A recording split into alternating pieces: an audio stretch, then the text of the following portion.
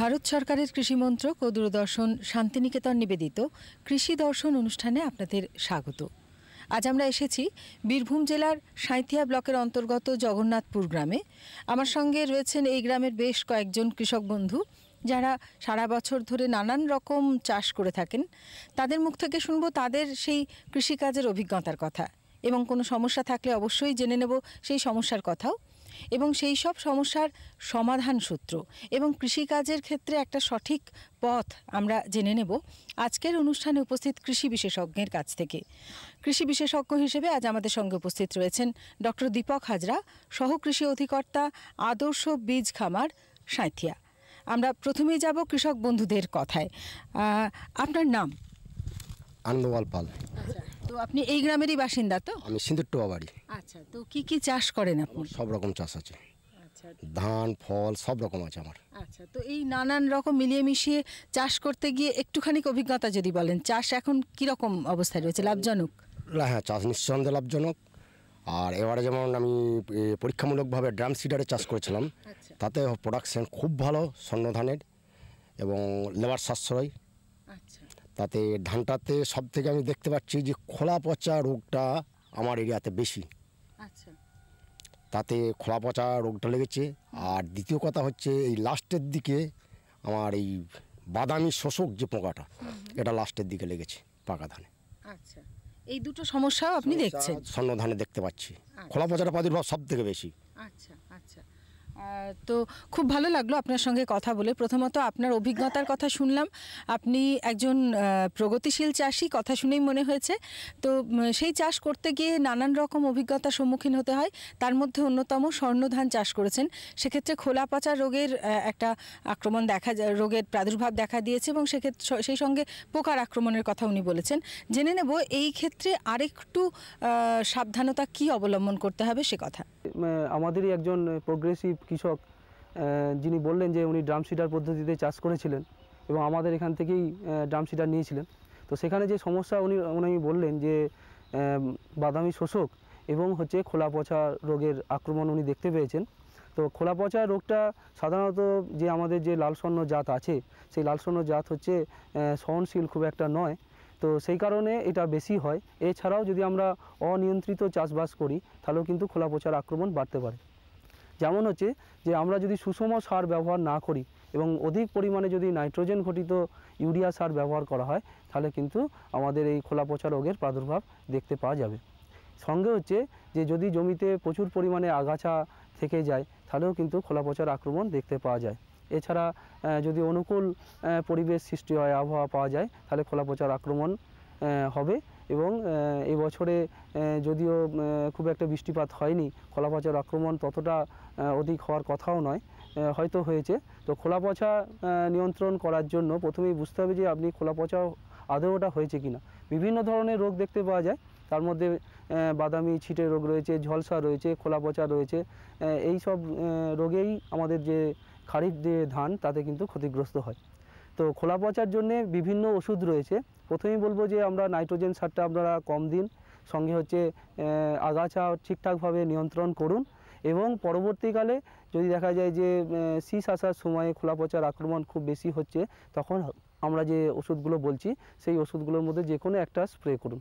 তো ওষুধগুলো দেওয়ার সময় আমরা অবশ্যই কেমিক্যাল নাম বলবো।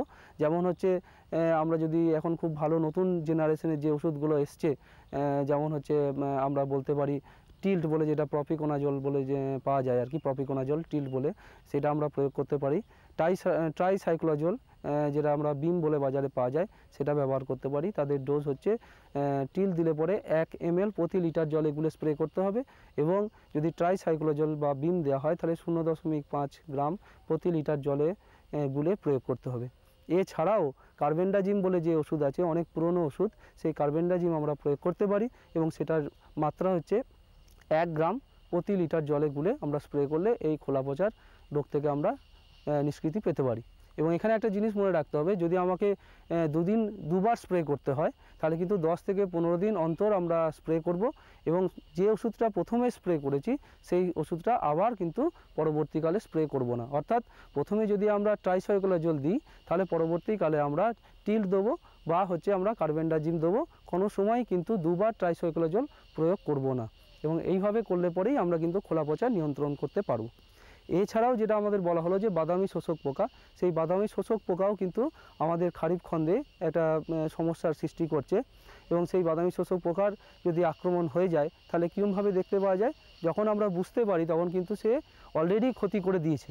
সেটা হচ্ছে চাকচাকভাবে বসে যাবে এবং একটা বার্নিং মানে হপার বার্নিং হবে। সেই হপার বার্নিং হওয়ার কারণেই কিন্তু আমাদের বুঝতে পারবো যে, যখন আমরা বুঝতে পারবো তখন কিন্তু সে ক্ষতি করে দিয়েছে। তো বাদামি শোষক পোকা কোনখানে থাকবে, নিচের দিকে থাকবে, এবং আমি যখন স্প্রে করব তখন অবশ্যই কিন্তু আমাকে খুব ভালোভাবে গাছটাকে ভিজিয়ে দিতে হবে বা নিচে পর্যন্ত স্প্রে করতে হবে। এবং এখানে পাওয়ার স্প্রে যেটা আছে, সেই পাওয়ার স্প্রে যদি আমরা ব্যবহার করি তাহলে কিন্তু আপনার রেজাল্ট ভালো পাওয়া যাবে। এবার এখানে কিন্তু অনেক ভালো ধরনের এখন ওষুধ চলে এসছে, যেমন ভ্যালেডা, মানে আমরা যদি ওই থাইমিথক্সাম যেটা একতারা বলে বাজারে পাওয়া যায়, সেটা 1-3 গ্রাম প্রতি লিটার জলে গুলে আমরা প্রয়োগ করতে পারি। বা হচ্ছে আমরা যে ইমিডাক্লোরোপিড যেটা টাটা মিডা বলে পাওয়া যায়, তো সেগুলোকে আমরা 1 ml প্রতি 5 লিটার জলে গুলে আমরা প্রয়োগ করতে পারি। এছাড়াও অ্যাসিফেট বলে একটি পুরাতন ওষুধ রয়েছে, যেটাও খুব ভালো কাজ দেয়। সেটা 0.75 গ্রাম প্রতি লিটার জলে গুলে আমরা যদি প্রয়োগ করি তাহলে কিন্তু ভালো রেজাল্ট পাওয়া যাবে। এছাড়াও বিভিন্ন ওষুধ আছে, যেমন ফিপ্রোনিল 5% ইসি যদি আমরা 1 ml প্রতি লিটার জলে গুলে প্রয়োগ করি তাহলে কিন্তু এই বাদামি শোষক পোকার নিয়ন্ত্রণ করতে পারা যাবে। খোলা পচা রোগের সমস্যা দেখা দিলে ধানের ক্ষেত্রে এবং বাদামি শোষক পোকার আক্রমণ হলেও কিভাবে নিয়ন্ত্রণ করতে হবে সেই উপায় আমরা জেনে নিয়েছি। জানবো আরও এক কৃষক বন্ধুর কাছ থেকে তার কথা। আপনার নাম? জবা সোরেন। আচ্ছা, তো আপনি কিভাবে যুক্ত রয়েছেন চাষের কাজের সঙ্গে? চাষের মানে যুক্ত স্বামীর পেছনে থাকি, স্বামীর পেছনে থেকে চাষবাসটা করি।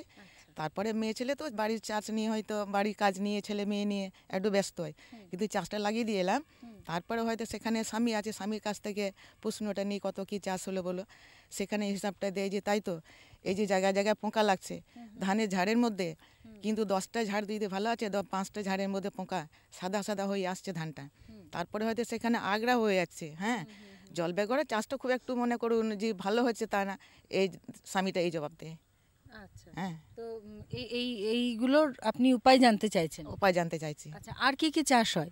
আচ্ছা, সেখানে হয় হয়তো সর্ষে লাগায়, সর্ষের মধ্যে গম লাগায়, সর্ষে গম আলু, তারপরে এর মধ্যে কুসুম ফুল, এর মধ্যে হয়তো যে যা রসুন পেঁয়াজ এর মধ্যে এসব লাগায়। হ্যাঁ, এসবগুলো লাগায়। এর মধ্যে দেখছি হয়তো কি যা যে বিষ টিষ লাগানো হয়, বিষের মধ্যে লাগিয়ে সেখানে হয়তো ঠিক মতো যদি সহ্য করছে ঠিক আছে বাঁচছে, আর যদি সেইখানে দেখছি পোকা, এর মধ্যেও পোকা লাগছে, কিন্তু বিষ দিয়েও পোকা লেগে যাচ্ছে। হ্যাঁ, চাষটা ঠিক মতো হতে চাচ্ছে না। হ্যাঁ, আমরা শুনলাম আপনারাও অনেক রকমের চাষের সঙ্গে যুক্ত রয়েছেন, নানান রকম চাষ করছেন। পোকা একটা বড় সমস্যা তো জানিয়েছেন, এবং তার সঙ্গে সঙ্গে আগাছার একটা যে সমস্যা দেখা দেয় সে কথাও কৃষক বন্ধু জানিয়েছেন। আমরা জানবো এক্ষেত্রে সঠিক পথ কি হতে পারে। তো আমরা আবার একজনের কাছ থেকে শুনলাম যে উনিও ধান এবং বিভিন্ন ধরনের ফসলের চাষ করেন। তো বিভিন্ন ধরনের ফসল চাষ করার কারণে উনি বিভিন্ন রকম সমস্যার সম্মুখীন হন। তো তার মধ্যে যেগুলো বললেন যে সাদা শীষ হয়ে যাচ্ছে বা হচ্ছে অন্যান্য যে আগাছা হয়ে যাচ্ছে, সেগুলোকেও আমরা নিয়ন্ত্রণ করতে পারি। কিন্তু তার আগে আমাদেরকে খুব ভালোভাবে জানতে হবে যে যখন আমরা পোকা বা রোগ কোনো নিয়ন্ত্রণ করতে চলেছি, তাহলে তার আগে আমাদেরকে অবশ্যই মানে আমাদের কৃষি দপ্তর থেকে বলা হচ্ছে যে 100% বিষ শোধন আপনাকে করতে হবে। এবং সেই বিষ শোধন যদি সঠিকভাবে না করা যায়, যেমন আমরা শিশুদের ক্ষেত্রে টিকাকরণের ব্যবস্থা করি, সেই হিসেবে কিন্তু বিষ শোধন একটা আমাদের ফসলের ক্ষেত্রে একটা টিকাকরণের কাজ করে এবং বিষ শোধন অবশ্যই করতে হবে। তো ধানের ক্ষেত্রে আমরা বিভিন্নভাবে বিষ শোধন করতে পারি, যেমন কিছু কিছু ক্ষেত্রে বীজতলা শোধন করতে পারি। তো ধানের ক্ষেত্রে আমরা কেমনভাবে, যদি আমরা ড্রাই সিডবেড তৈরি করি অর্থাৎ শুষ্ক বীজতলা তৈরি করি, তখন আমরা কি করব, যে কোনো যে ধানটা নিচ্ছি সেই ধানের সঙ্গে প্রতি কেজিতে 2 গ্রাম হারে থাইরাম বা ক্যাপটান, এই যে 2 গ্রাম হারে আমরা কিন্তু ওর সঙ্গে মিশিয়ে দেবো, এবং মিশিয়ে দেওয়ার পরে যদি সেটা জমিতে ছিটাই, তাহলে সেখান থেকে কিন্তু এই যে পরবর্তীকালে আমরা দেখতে পাচ্ছি যে ঝলসা রোগ বা হচ্ছে বাদামি চিটে রোগ বা হচ্ছে আমাদের যে খোলা পচা রোগ, এগুলো থেকে কিছুটা হলেও কম পাওয়া যাবে। এছাড়া উনি বললেন যে মাজরা পোকার একটা উপদ্রব হচ্ছে, যার ফলে ওই সাদা শীষ বেরিয়ে যাচ্ছে। সেই মাজরা পোকা নিয়ন্ত্রণ করার জন্যও কিন্তু আমাদেরকে বীজতলা শোধন করতে হবে। বীজতলা শোধন আমরা কেমনভাবে করব না, যখন আমরা ফসলটাকে রোপণ করতে চলেছি সেই রোপণের আগে আমরা কি করব না আমাদের যে বীজতলাটা আছে সেই বীজতলাতে আমরা বীজতলা শোধন করব। এবং কীভাবে করব না আমাদের যে বিভিন্ন ধরনের যে দানাদার ওষুধ রয়েছে যেমন ফিপ্রোনিল 0.3G রয়েছে, এই ওষুধ দিয়ে আমরা বীজতলা শোধন করতে পারি, বা হচ্ছে আমাদের যে কার্বোফ্রান 3G রয়েছে সেটা দিয়ে আমরা করতে পারি, বা হচ্ছে আমরা থাইমেট দিয়ে করতে পারি। এই ওষুধগুলোকে আমরা 7 থেকে 10 দিন আগে বীজতলা থেকে বীজ তোলার 7 থেকে 10 দিন আগে যদি আমরা এগুলোকে একর প্রতি যেমন ফিপ্রোনিল 7.5 কেজি হারে আমরা প্রয়োগ করতে পারি, বা হচ্ছে 12 কেজি হারে যদি আমরা কার্বোফ্রান প্রয়োগ করি, বা হচ্ছে থাইমেট 10G 4 কেজি হারে যদি আমরা প্রয়োগ করি, তাহলে কিন্তু পরবর্তীকালে মূল জমিতে আমাদেরকে ওই মাজরা পোকা নিয়ন্ত্রণ করার জন্য কিন্তু কম পরিমাণে ওষুধ প্রয়োগ করতে হবে, বা আমাদের এই সাদা শীষের সংখ্যা কম দেখতে পাওয়া যাবে। এছাড়া এর সঙ্গে কিন্তু একটা খুব গুরুত্বপূর্ণ জিনিস হচ্ছে যে জৈব সারের পরিমাণ কিন্তু প্রয়োগ আমাদেরকে করতে হবে। জৈব সার কিন্তু প্রতিনিয়ত আমরা জমিতে প্রতিনিয়ত কমে যাচ্ছে, এবং আমাদের যে বাড়িতে গরু এসব ছিল সেগুলো কিন্তু হ্রাস ঘটছে। সেই কারণে কিন্তু জৈব সার আমাদের মাটিতে পড়ছে না, এবং সেই জৈব সার না পড়ার কারণে যে আমাদের যে মাটির যে স্বাস্থ্য সেই মাটির স্বাস্থ্য ভেঙে যাচ্ছে, এবং পরবর্তীকালে বিভিন্ন রোগ পোকার উপদ্রবও বেশি হচ্ছে। তো জৈব সার শুধুমাত্র যে গোবর সারই প্রয়োগ করতে হবে এরকম কোনো ব্যাপার নাই। গোবর সার পেলে ভালো, যদি না পাওয়া যায় তাহলেও কিন্তু জৈব সার হিসেবে যে ধইঞ্চা, সেই ধইঞ্চার চাষ কিন্তু আমরা করতে পারি, এবং সেই ধইঞ্চা যদি আমরা সরাসরি মাটিতে মিশিয়ে দিই তাহলে কিন্তু আমাদের প্রচুর পরিমাণে জৈব সার জমিতে প্রয়োগ করা হয়। এবং সেটা কেমনভাবে করব না আমরা যদি ধইঞ্চার চাষ করতে চাই তাহলে কিন্তু 3 কেজি প্রতি বিঘেতে আমরা বিচন ছড়িয়ে দেবো। কখন না যখন আমাদের জ্যৈষ্ঠ মাসে যখন আমাদের একটা বৃষ্টি হচ্ছে সেই সময় আমরা ছড়িয়ে দিয়ে যদি একটা চাষ দিয়ে দিই তাতেই কিন্তু প্রচুর পরিমাণে ধইঞ্চা হয়ে যাবে। এবং ধইঞ্চার বিচন সাধারণত বাইরে খুব একটা পাওয়া যায় না, কিন্তু আমাদের বিভিন্ন গভর্নমেন্টের যে ফার্ম রয়েছে আমাদেরই এই আদর্শ কৃষি খামারে কিন্তু ধইঞ্চার বিচন পাওয়া যায়, এবং চাষি ভাইরা এখান থেকে সংগ্রহ করে চাষ করলে পরে অবশ্যই প্রচুর পরিমাণে জৈব পদার্থ মাটিতে যোগ হবে, মাটির স্বাস্থ্য পুনরুদ্ধার হবে, এবং পরবর্তীকালে বিভিন্ন যে রোগ পোকার আক্রমণ ধানের ক্ষেত্রে দেখা যাচ্ছে তার পরিমাণটাও অনেকটা কম হবে। আমরা জানলাম যে কোনো ক্ষেত্রে যে কোনো চাষের ক্ষেত্রেই চাষ পদ্ধতিতে অবশ্যই গুরুত্ব পাওয়া উচিত, বীজ শোধনের বিষয়টি এবং জৈব সার সংযোজনের বিষয়টিও কিন্তু গুরুত্ব দিয়ে বিচার করা উচিত। আমরা যাব আরও এক কৃষক বন্ধুর কাছে এবং তার কাছ থেকে জেনে নেব তিনি কি জানতে চাইছেন সেই বিষয়টি। আপনার নাম? আমার নাম জীবন কুমার মাল।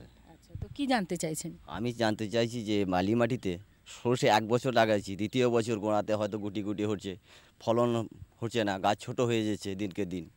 আর ওই বালি মাটিতে মানে ওই আলু চাষ করলে পারে আলুর ফলন খুবই কম, মানে গাছ বড় হচ্ছে আস্তে আস্তে, মানে গাছটা মরে যাচ্ছে, ধসা লেগে যাচ্ছে। হ্যাঁ, এই বিষয় দুটো। আর বেগুনের মানে ডগ পোকাতে কেটে দিল প্রথম ফার্স্টে, তারপর গাছটা কি যদি বড় হলে ফল দেবে সেই সময় গোড়া থেকে একদম পরিষ্কার মরে যাচ্ছে। আমি এই 3টা প্রশ্ন, আর বেশি কিছু বলবো না। আপনার মনে হচ্ছে যে মাটি একটা সমস্যা, এবং বালি মাটিতে যে কোনো রকম চাষের ক্ষেত্রে বেগুন চাষ করুন, আলু বা সর্ষে, সেক্ষেত্রে কিন্তু একরকম সমস্যা এসেই যাচ্ছে। তো এই মাটিতে চাষ করতে গেলে কিভাবে এগোতে হবে জেনে নেব আমরাও। বালি মাটির যেটা এখানে এই আমাদের এই যে জগন্নাথপুর বা এই আশেপাশে যেসব অঞ্চল আছে সেখানকার মাটি কিন্তু একটু বেলে মাটি ধরনের, এবং এই বেলে মাটি ধরনের হওয়ার কারণে কি হচ্ছে না জৈব পদার্থের পরিমাণ খুব কম পরিমাণে থাকছে, এবং এখানকার যে টেম্পারেচার সেই টেম্পারেচারও কিন্তু জৈব পদার্থকে খুব দ্রুত ভেঙে দিচ্ছে, এবং জৈব পদার্থ খুব দ্রুত আমাদের মাটি থেকে নিঃশেষ হয়ে যাচ্ছে। তো সেই কারণে বালি মাটিতে চাষ করতে গেলে অবশ্যই আপনাকে প্রচুর পরিমাণে জৈব সার মাটিতে প্রয়োগ করতে হবে, এবং আমাদের এখানের যে মাটি সেই মাটি কিন্তু অম্লধর্মী, এবং অম্ল হয়ে যাওয়ার কারণে দেখা যাচ্ছে যে ওই যে সর্ষের উনি রোগের কথা বললেন যে নিচে গুটি গুটি হয়ে যাচ্ছে, সেটাও কিন্তু একটা ছত্রাক ঘটিত রোগ, এবং আমাদের এখানে মাটি অম্ল হওয়ার কারণে এই ছত্রাক ঘটিত রোগ কিন্তু সর্ষের ক্ষেত্রে বেশি পরিমাণে দেখতে পাওয়া যায়। এটা লক্ষণটা কেমন না এটা মোটামুটি আমাদের ফসল লাগানোর 30 দিন পর থেকেই আমরা এটা কিন্তু দেখতে পাই, এবং দেখতে পাওয়ার পরে দেখা যায় যে হঠাৎ গাছটা বসে যাচ্ছে এবং ঝিমিয়ে পড়ছে, এবং সেই সময় যদি দেখে চাষিরা মনে করে যে জলের অভাব হচ্ছে, সেই জলের অভাব এর কারণে হচ্ছে বলে ভেবে নেয়, কিন্তু বাস্তবে ওটা কিন্তু ওই গুটি গুটি হয়ে গেছে, এবং সে মাটি থেকে আর রস শোষণ করতে পারছে না বা খাবার পাচ্ছে না। তো এইটা হচ্ছে একটা ছত্রাকঘটিত রোগ, এবং এই ছত্রাকঘটিত রোগ আপনার অম্ল জমিতে বেশি হয়। সেই কারণে যেসব মাটিতে অম্ল জাতীয় বা এই বেলে মাটি, সেখানে কিন্তু সর্ষের এই রোগের প্রাদুর্ভাব দেখতে পাওয়া যাবে। তো সেই কারণে আমাদেরকে অবশ্যই এই অম্ল মাটিকে প্রশম মাটিতে নিয়ে যেতে হবে, এবং সেই কারণে আমাদেরকে চুন প্রয়োগ করতে হতে পারে। এবং সেই চুন প্রয়োগ আমরা কেমনভাবে করব না, আমরা যে ফসলটা চাষ করছি সেই ফসলের চাষ করার 1 মাস আগে আমাদেরকে কিন্তু চুন মাটিতে প্রয়োগ করতে হবে। এবং সেটার পরিমাণটা কত না, মোটামুটি বলা হয় যে বিঘে প্রতি আপনি 3 কুইন্টাল চুন প্রয়োগ করুন। এবার 3 কুইন্টাল চুন যদি একবার প্রয়োগ করে দেওয়া হয়, তাহলে কিন্তু পরবর্তী 5টা ফসলে আপনাকে কিন্তু আর কোনো চুন প্রয়োগ করতে হবে না। কিন্তু এখন দেখা যাচ্ছে, বলা হচ্ছে যে আপনি প্রতিটা ফসলের চাষের আগে আপনি 70 থেকে 75 কেজি করে প্রতি বিঘাতে চুন প্রয়োগ করুন। এবং কেমনভাবে করবেন না, 1 মাস আগে প্রয়োগ করবেন, এবং যদি বৃষ্টি না হয় তাহলে অবশ্যই কিছুদিন পরে 10 থেকে 15 দিন পরে, চুন প্রয়োগের 10 থেকে 15 দিন পরে একটি হালকা সেচ দিতে হবে। এবং তার 1 মাস পরে আপনি যদি সর্ষে লাগান, তাহলে কিন্তু এই গুটির যে ছত্রাকঘটিত রোগ সেটা কম হবে। এবং কি বলা হচ্ছে যে জমিতে এই যে গুটির রোগের আক্রমণ হচ্ছে, নিচে যে গুটি ধরে যাচ্ছে, সেই জমিতে কিন্তু 2 বছর আর সর্ষের চাষ না করাই ভালো। 2 বছর পরে আবার সেই জমিতে যদি আমরা সর্ষের চাষ করি, তাহলে কিন্তু আর এই ধরনের সমস্যা আসবে না। এছাড়াও একটা জাত বেরিয়েছে, যে জাতটা হচ্ছে এই গুটির যে সমস্যা হচ্ছে সেই সমস্যা থেকে কিছুটা হলেও প্রতিরোধক্ষম। সেই জাতটা হচ্ছে কল্যাণ, এবং তার নাম্বার হচ্ছে WBBN1। এই জাত যদি আমরা চাষ করি, এটা মোটামুটি 110 থেকে 115 দিনের ফসল, এবং তেলের পরিমাণটাও ভালো, 40% প্রায়, কিন্তু ফলনটা একটু কম। তো এইটা প্রতিরোধক্ষম জাত, এবং এই জাত চাষ করলে পরে এই গুটির সমস্যা কম হবে। এছাড়া উনি বললেন কি যে বেগুনের একটা সমস্যা হচ্ছে। বেগুনের সমস্যাটা কিন্তু এটা গোটা আমাদের রাজ্য জুড়েই এই সমস্যা দেখা দিচ্ছে, যে বেগুনের নলি পোকার আক্রমণ হচ্ছে। তারা কি করছে না, ডগার দিকে ঢুকে যাচ্ছে, ঢুকে গিয়ে আস্তে আস্তে ডগাটাকে নষ্ট করে দিচ্ছে, এবং বেগুনের ফলন খুবই হ্রাস ঘটছে। তো এই নলি পোকা আক্রমণটা কিন্তু কন্ট্রোল করা খুবই সমস্যার। যেমন হচ্ছে আমরা প্রথমেই যখন আমরা লাগাচ্ছি, সেটাকে বেগুনটাকে লাগাচ্ছি, তখন যদি আমরা গোড়াতে ফুরাডন বা থাইমেট প্রয়োগ করি, তাহলে কিন্তু কিছুটা হলেও নিয়ন্ত্রণ হতে পারে। এবং পরবর্তীকালে আরও ভালো ভালো ওষুধ এসছে, যেগুলো প্রয়োগ করা যেতে পারে। যেমন স্পিনোসাট বলে একটা ওষুধ এসছে, স্পিনোসাট, যেটা আপনি প্রয়োগ করলে পরে আমাদের বেগুনের এই নলি পোকার আক্রমণ থেকে কম হতে পারে। ফিপ্রোনিলও প্রয়োগ করা যেতে পারে, যেটা হচ্ছে 0.5%, 1 ml প্রতি লিটার প্রয়োগ করলে পরেও এই নলি পোকার আক্রমণ কম হবে। এছাড়া একটা খুব ভালো, যেখানে কোনোরূপ কোনো ওষুধ প্রয়োগ করতে হবে না, এই ধরনের একটা টেকনিক আছে, কিন্তু সেটা বাজারে খুব একটা সুলভ নয়। সেটা হচ্ছে কি না, এটা ফাঁদ। সেই ফাঁদটা কেমনভাবে করতে হবে না, সেই ফাঁদেতে এমন একটা কেমিক্যাল দেওয়া থাকে, যেটা হচ্ছে মেলগুলোকে আকৃষ্ট করে, এবং মেলগুলোকে যখন আকৃষ্ট করে, তাদেরকে যদি আমরা মেরে ফেলতে পারি, তাহলে কিন্তু আর মেটিং হচ্ছে না, এবং তার ফল থেকে কি হচ্ছে না, নতুন কোনো পোকা তৈরি হচ্ছে না, এবং তার ফলে এটা কিন্তু 100% কন্ট্রোল হয়ে যাবে এই লিওর দিয়ে, যেটা হচ্ছে ব্রিঞ্জাল শুট অ্যান্ড ফ্রুট লিওর বলা হয়। সেই ফাঁদটাকে যদি আমরা আনতে পারি, বিঘেতে 3-4টে লাগালে পরেই 1 বিঘে জমিতে 100% এই নলি পোকার আক্রমণ থেকে রক্ষা করা যাবে। কিন্তু বাজারে খুব একটা সেটা অ্যাভেলেবেল নয়। এই নাও আর কিছু বাস। আরে এটা কি ভাই, এতটুকু রাসায়নিক সার? কৃষিকাজ ছাড়ছো কি? কৃষিকাজ নয়, বোকামি ছাড়ছি। মাটির পরীক্ষা করিয়েছি। এখন তো দাদা যতটা প্রয়োজন ততটাই সার জমিতে দেব। হ্যাঁ, কৃষক ভাই আজই নিজের জেলার কাছের জমি পরীক্ষার গবেষণাগারে মাটির পরীক্ষা অবশ্যই করান। আর মাটিতে পুষ্টিকর পদার্থ, আর্দ্রতা এবং গাছপালার বিকাশ অনুযায়ী প্রয়োজন মতো পুষ্টিকর পদার্থ দিন। আর হ্যাঁ, মাটিতে গন্ধক, দস্তা, বোরনের মতো সূক্ষ্ম পুষ্টিকর পদার্থ সম্পর্কে জানতে ভুলবেন না। সার আর জৈবিক সারের সঠিক ব্যবহারে জমির উর্বরতা বজায় থাকে, উৎপাদনশীলতা বাড়ায়, খরচ কমায় আর মূল্যবান বিদেশি মুদ্রা বাঁচাতে সাহায্য করে। আর হ্যাঁ, ধীরে ধীরে নাইট্রোজেন সরবরাহকারী সার যেমন নিমযুক্ত ইউরিয়াকে অগ্রাধিকার দিন, আর ইউরিয়া পাতার উপর ছড়িয়ে দিন। আরে বাহ, তুই তো সত্যিই বুদ্ধিমান হয়ে গেছিস রে। বিশদে জানতে যোগাযোগ করুন জেলা কৃষি আধিকারিক বা কিষাণ কল সেন্টার। আমরা রয়েছি বীরভূম জেলার সাঁইথিয়া ব্লকের অন্তর্গত জগন্নাথপুর গ্রামে। কথা বলবো এই গ্রামেরই আরও একজন কৃষক বন্ধুর সঙ্গে। আপনার নাম? গৌতম মণ্ডল। আচ্ছা, তো কি যখন পারি আমি একজন চাষি। আচ্ছা, আপনি একজন চাষি, তো কি জানতে চাইছেন? হাতে তো আখের গাছ রয়েছে। আখটা সম্বন্ধে জানতে চাইছি। আখটা ডগাটা মরে যায়, আখটা পোকা লেগে যায়, হ্যাঁ, তারপর আখটা দু এক সময় ঝিমিয়ে যায়, এর প্রতিকার কী? দেখুন এই একটা পোকা লেগে গেছে, মাঝে মাঝে ডগাগুলো মরে যায়, যে এটা কি প্রতিকার সেটা আমি জানতে চাইছি। নিশ্চয়ই কৃষক বন্ধু জানিয়েছেন আখ চাষ করছেন এবং আখের যে সমস্যার কথাগুলি জানালেন সেই সমস্যার সমাধান কি হতে পারে জানবো আমরাও। আখের যে আমরা সমস্যাগুলো দেখতে পাচ্ছি এখানে, যে আমি এখানে এসে দেখেছি যে মূল যে সমস্যাটা হচ্ছে যে এখানে যে আখের যে জাতগুলো চাষ করা হয় সেই জাতগুলোর বেশিরভাগই হচ্ছে লোকাল ভ্যারাইটি। এবং যখন আমি চাষি ভাইদেরকে জিজ্ঞাসা করি যে তোমরা কী জাতের আখ চাষ করেছো, সেই আখের কিন্তু তারা কি জাত সেটা বলতে পারে না। তো এখানে দেখা যাচ্ছে কি যে এখানে যে রোগটার বেশি প্রাদুর্ভাব দেখতে পাওয়া যায় সেটা হচ্ছে লাল ধসা রোগ। লাল ধসা রোগ আখের কিন্তু একটা বহুল একটা রোগ, যেটা হচ্ছে খুবই সমস্যা তৈরি করে এবং আলটিমেট আমাদের যে আখের ফলন, সেই আখের ফলন কিন্তু অনেকটাই কমিয়ে দেয়। তো এই লাল ধসা রোগের কিন্তু কোনো সেরমভাবে লেগে যাওয়ার পরে কোনো ওষুধ নাই। তো এর প্রথম থেকেই আমাদেরকে কিন্তু এর ব্যবস্থা নিতে হবে। তো সেটা কেমনভাবে নেব না, আমরা যে এমন বীজ আখ জমি থেকে নেব যেখানে কিন্তু এই আখের লাল ধসা রোগের কোনো প্রাদুর্ভাব কোনো দিনই ঘটেনি, এই ধরনের জায়গা থেকে আমরা নেব। সঙ্গে কি হচ্ছে না, যখন আমরা এই আখটা লাগাতে যাব তখন অবশ্যই আমাদেরকে কিন্তু বীজ শোধন করতে হবে। সেই বীজ শোধনটা আমরা আগেও বলেছি, এখানে কিন্তু বীজ শোধনটা কিন্তু যে ওষুধগুলো দিয়ে বলা হয়েছে সেই ওষুধগুলো দিয়ে হবে না। এখানে যে একটা MEMC বলে একটা ওষুধ পাওয়া যায়, যেটা বাজারে এমিসেন 6, অ্যাগালল, ব্যাগালল এই নামে পাওয়া যায়, এই ওষুধ দিয়ে আমাদের, লাল রঙের ওষুধ, এই ওষুধ দিয়ে আমাদেরকে কিন্তু এই আখটাকে যদি আমরা শোধন করতে পারি কিন্তু পরবর্তীকালে অনেকটাই এই লাল ধসা রোগের আক্রমণ থেকে রক্ষা পাওয়া যাবে। তো সেটা আমরা কেমনভাবে করব না, এই যে MEMC আছে সেটা আমরা 100 গ্রামের প্যাকেট পাওয়া যায়, সেটা আমরা 40 লিটার জলে 2.5 গ্রাম করে প্রতি লিটার জলে গুলে, অর্থাৎ 40 লিটার জলে 100 গ্রাম ওষুধ আমরা প্রয়োগ করব এবং সেটা খুব ভালোভাবে মিশিয়ে নেব এবং সেই মিশ্রণটাতে আমরা কিন্তু আখগুলোকে চুবিয়ে রাখবো। কতক্ষণ না 20 মিনিট ধরে। 20 মিনিট চুবিয়ে রাখার পরে সেই আখটাকে আমরা ছায়াতে শুকিয়ে নিয়ে যদি আমরা মাটিতে লাগাতে পারি তাহলে পরবর্তীকালে কিন্তু এই যে লাল ধসা রোগ, সেই লাল ধসা রোগের কিন্তু প্রকোপ থেকে অনেকটাই রক্ষা পাওয়া যাবে।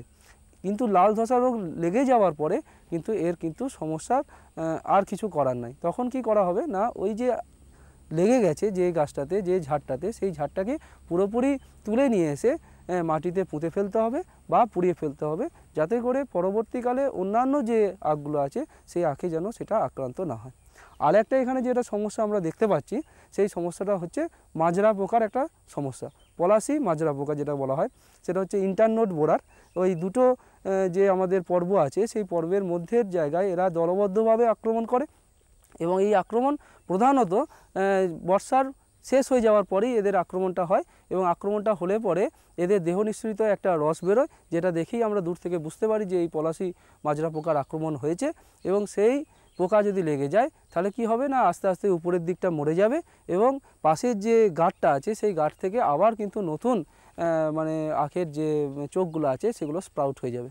তো এই সমস্যাটা কিন্তু এখানে আমরা দেখতে পাচ্ছি ব্যাপক হারে লাগছে। এটাকে কন্ট্রোল করার জন্যে বা এটাকে মানে লাগানোর আগেই আমাদেরকে ব্যবস্থা করতে হবে, সেটা হচ্ছে বর্ষার সময় একটা স্প্রে এবং বর্ষার পরবর্তীকালে আরেকটা স্প্রে। তো কি আমরা স্প্রে করতে পারবো না, আমরা বলছি অ্যাসিফেট বলে যেটা বাজারে পাওয়া যায়, সেটা 0.75 গ্রাম প্রতি লিটার জলে গুলে আপনারা স্প্রে করুন, বা ফিপ্রোনিল আপনি স্প্রে করতে পারেন। ফিপ্রোনিল 5% যেটা, সেটা হচ্ছে আপনি 1 ml প্রতি লিটার জলে গুলে স্প্রে করতে পারেন। বা আপনি আরও যেসব দানাদার ওষুধ আছে সেই দানাদার ওষুধগুলো লাগাবার সময় যদি আমরা প্রয়োগ করতে পারি, যেমন বলেছিলাম আমরা ফিপ্রোনিল প্রতি একরে 7.5 কেজি হারে, বা হচ্ছে থাইমেট 4 কেজি হারে প্রতি একরে যদি আমরা প্রয়োগ করতে পারি, এই যে মাজরা পোকার আক্রমণ বা ইন্টারনোড বোরারের আক্রমণ সেটা কিন্তু কম হবে। আখ চাষের ক্ষেত্রেও যেসব সমস্যার কথা কৃষক বন্ধু বলেছিলেন তার সমাধান কি হতে পারে সে কথা আমরা জেনে নিয়েছি। জানবো আরও একজন কৃষক বন্ধুর কথা। আপনার নাম? আমার নাম তপন কুমার মণ্ডল। কি জানতে চাইছেন? আমি কলাই সম্বন্ধে জানতে চাইছি। কলাই গাছেই পাতাটায় স্পট পড়ে যাচ্ছে এবং ছিদ্র হয়ে যাচ্ছে, এর প্রতিকার কি? আচ্ছা, কিছু কি ইতিমধ্যেই প্রয়োগ করেছেন? না, কিছুই ওষুধপত্র কিছু দিইনি। আচ্ছা, আর এই সমস্যা এই বছরেই? এই বছরই না, বরাবরই হয় এটা। আচ্ছা আচ্ছা, তো ফলনও কিছুটা কম লক্ষ্য করছে? নিশ্চয়ই ফলন কম হবে। গাছটা একসঙ্গে পাকে না। ঠিক আছে, আপনার কাছ থেকেও আমরা জানলাম যে কলাই চাষ করেছেন কৃষক বন্ধু, এবং গাছের মধ্যেই পাতাতে দেখা যাচ্ছে যে একটা ছোপ ছোপ দাগ দেখা যাচ্ছে, কেন হচ্ছে এবং কি করতে হবে ঠিক এই সময় জানবো আমরা। এটা যে আমরা সমস্যা দেখতে পাচ্ছি এটা হচ্ছে বাদামি দাগ। এটা বর্ষাকালে সাধারণত কলাইয়ের ক্ষেত্রে বেশি হয়, এবং এই বাদামি দাগ হলে পরে আস্তে আস্তে সেই বাদামি দাগগুলো বড় হয়ে যায় এবং গোটা পাতাটাকে ঢেকে নেয় এবং আস্তে আস্তে পাতাটা শুকিয়ে যায়। তো এই রোগটা কিন্তু বর্ষার যে কলাই চাষ তাতে কিন্তু প্রাদুর্ভাব বেশি ঘটে, এবং এইটাকে যদি আমরা নিয়ন্ত্রণ করতে চাই তাহলে মাইক্লোবিউটানিল বলে যে ওষুধ আছে সেটা 0.5 গ্রাম প্রতি লিটার জলে গুলে আমরা যদি স্প্রে করি তাহলে কিন্তু এটা নিয়ন্ত্রণ করা যাবে। বা হচ্ছে আমরা কার্বেন্ডাজিম যেটা ব্যাভিস্টিন নামে বাজারে পাওয়া যায় সেটা 1 গ্রাম প্রতি লিটার জলে গুলে যদি আমরা প্রয়োগ করি তাহলে এই যে রোগ বাদামি যে রোগ এই রোগ থেকে আমরা নিষ্কৃতি পাবো। আমরা এতক্ষণ বীরভূম জেলার সাঁইথিয়া ব্লকের জগন্নাথপুর গ্রামের কৃষক বন্ধুদের সঙ্গে কথা বললাম তাদের কৃষিকাজ নিয়ে, এবং কথা বলে তাদের কাছ থেকে যেমন জানতে পেরেছি কিছু সাফল্যের কথাও, উঠে এসেছে কিছু কৃষি সংক্রান্ত সমস্যার কথাও, এবং সেই সব সমস্যার সমাধান আমরা জেনে নিয়েছি আজকের অনুষ্ঠানে উপস্থিত কৃষি বিশেষজ্ঞের কাছ থেকে। আমরা আন্তরিকভাবে ধন্যবাদ জানাই কৃষক বন্ধুদের যারা তাদের মূল্যবান সময় দিয়ে জানিয়েছেন তাদের কৃষিকাজের কথা। ধন্যবাদ জানাই কৃষি বিশেষজ্ঞকেও, তিনিও খুব সহজ সুন্দরভাবে বুঝিয়েছেন কৃষিকাজের নানান পদ্ধতির কথা। এবং সব মিলিয়ে একটা বিষয় পরিষ্কার, আপনারা যারা কৃষিকাজ নিয়েই রয়েছেন তাদের কাছে নিশ্চয়ই এতক্ষণে আমাদের আজকের আলোচনা থেকে একটা বিষয় পরিষ্কার যে চিরাচরিত পদ্ধতি নয়, চাষ পদ্ধতিতে অবশ্যই আনতে হবে কিছু বিজ্ঞানসম্মত উপায়। শ্যামু ভাই, সরকার বলছে যে পূর্ব ভারতে দ্বিতীয় হরিত ক্রান্তি আসবে। আরে সে তো পাঞ্জাব হরিয়ানায় হয়েছিল, এখানে তো শস্যের উৎপাদনও কম। সরকারের কথায় কিছু তো সত্যতা হবে, আসলে এখানে বৃষ্টির 3 গুণ হয়। চলো বৈজ্ঞানিকের নম্বর লাগানো যাক। আরে বাহ, এসে গেছেন। নমস্কার প্রধানমশাই। হ্যাঁ ভাই, উর্বর জমির মূল্যকে বোঝো, শুধু প্রয়োজন সঠিক ধরন আর প্রযুক্তি গ্রহণ করার। পূর্ব ভারতে সরকার কম গভীর নলকূপ আর বোরওয়েলের নির্মাণের জন্য সহায়তা দিচ্ছে। কিন্তু সরকার থেকে আর কি পাবো? ভরপুর সাহায্য, জমির প্রস্তুতি থেকে নিয়ে ফসলের কাটাই পর্যন্ত প্রযুক্তিগত পরামর্শ। 1000 হেক্টয়ারের অজস্র এলাকায় চাল আর গমের বিশেষ প্রদর্শনী চলছে। আরে বাহ, তাহলে তো আমাদের ক্ষেত সবুজে ভরে উঠবে। এই স্বপ্ন কি সত্যি হবে? হ্যাঁ নিশ্চয়, পূর্ব ভারত এখন হরিত ক্রান্তির অগ্রদূত। আসুন একসাথে মিলে কদম বাড়ায়।